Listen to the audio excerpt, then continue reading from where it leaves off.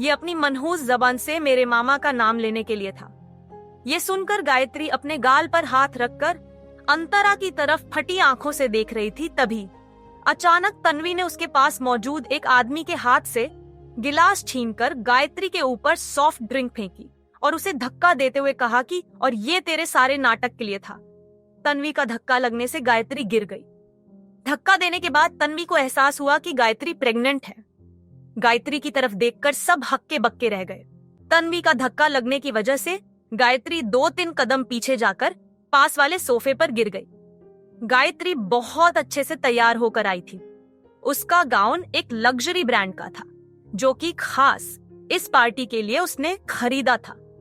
तन्वी के गायत्री के ऊपर सॉफ्ट ड्रिंक फेंकने की वजह से गायत्री के चेहरे पर लगा मेकअप एक जगह से उतर गया और वहां पर सांवला रंग दिखने लगा। रुद्र उसे उठाने जा रहा था। तब उसे देखकर वो चौंक गया और उसने गायत्री से पूछा कि तुम्हारे चेहरे को क्या हुआ। रुद्र इसलिए हैरान हो गया था क्योंकि उसे पता नहीं था कि गायत्री हमेशा से मेकअप लगाकर रखती थी, लेकिन आज पहली बार रुद्र ने उसका असली सांवला स्किन टोन देखा।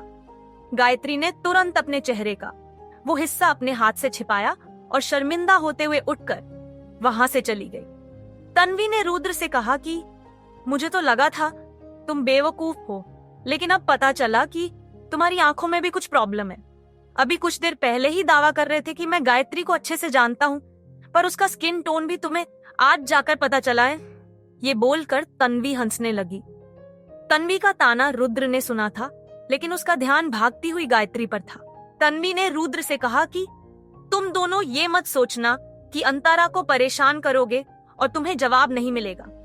ऐसा बिल्कुल मत सोचना कि अंतरा के साथ कोई नहीं है।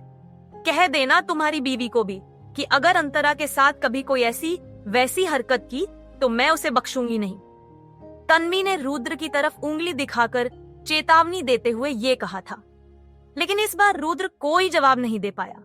इतना हल्ला होने की वजह से और लोग वहां पर जमा होने लगे। इससे पहले कोई और तमाशा हो, अंतरा तन्वी को खींचकर वहां से ले गई। अंतरा तन्वी को डेक के एक तरफ लेकर गई जहां पर कोई नहीं था। अब अंधेरा हो चुका था। आसमान में पूरा चांद निकला हुआ था। कुछ देर तक शांत रहने के बाद अंतरा ने तन्वी से कहा कि मेरा साथ देने के लिए थैंक्स तन्वी। मुझे पता है मैं कमजोर हूँ, इसलिए मैं किसी से जगडीएच नहीं पाती। ये सुनकर तन्वी ने कहा कि क्योंकि बचपन से ही तूने सब कुछ सहने की आदत डाली हुई है। अगर तेरे साथ कुछ गलत होता है तब भी तू अपना मुंह बंद रखती है। तुझे कॉन्फिडेंट होना सीखना ही होगा अंतरा। ये सुनकर अंतरा को कुछ याद आया और उसने तन्वी से कहा कि मिस्टर शैडो ने भी बिल्कुल यही कहा था। ये सुनकर तन्वी ने पूछा, क्या? कि तुझे कॉन्फिडेंट होना सीखना होगा? तन्वी को जवाब देते हुए अंतरा ने कहा कि हाँ, और एक नहीं 2-3 बार ऐसा कहा था। ये सुनकर तन्वी ने अंतरा से कहा, देखा, मतलब मैं अकेली नहीं हूँ जिसे पता है कि तू लाइफ में कुछ कर सकती है। तू स्मार्ट है, खूबसूरत है और तेरी पर्सनालिटी भी अच्छी है। इस दुनिया में रुद्र जैसा शायद ही दूसरा कोई बेवकूफ होगा जो तुझे पसंद ना करे। ये सुनकर अंतरा हंस दी और उसने कहा कि ये भी मिस्टर शैडो ने कहा था कि रुद्र बेवकूफ है। जवाब में तन्वी ने कहा कि वो तो है ही। अंतरा ने आगे कहा कि लेकिन एक बात का एहसास आज हुआ कि बदला लेकर अच्छा लग सकता है। गायत्री ने मेरे एजुकेशन को लेकर हमेशा मुझे जलील किया, लेकिन आज वो भी सबके सामने जलील हुई। ये सुनकर तन्वी ने कहा कि सिर्फ एजुकेशन ही सब कुछ नहीं होता अंतरा, और वैसे भी ऐसा तो नहीं था कि पढ़ाई में कमजोर होने की वजह से तू आगे नहीं पढ़ पाई। गायत्री के कारण तेरी पढ़ाई छूट गई थी। अगर वो नहीं होती तो तू कौन सा अपनी पढ़ाई रोकने वाली थी। तन्वी की बातें सुनकर अंतरा को एहसास हुआ कि वो खुशकिस्मत है कि उसे तन्वी जैसी सच्ची दोस्त मिली। अंतरा ने कहा, तन्वी, मुझे पता है कि मैं तुझे थैंक यू बोलूं ये तुझे पसंद नहीं है, इसलिए मैं थैंक यू नहीं बोल रही हूँ। लेकिन अगर फ्यूचर में कभी भी तुझे किसी भी काम के लिए मेरी जरूरत हो तो मुझे जरूर बताना। मेरे बस में जो कुछ रहेगा वो मैं करूंगी। जवाब में तन्वी ने सैल्यूट करते हुए कहा, जी जनाब। तन्वी के ये बोलते ही दोनों हंसने लगे। उसके बाद तन्वी ने कहा कि बात ये है कि मैं किसी के साथ गलत या अन्याय होते नहीं देख सकती।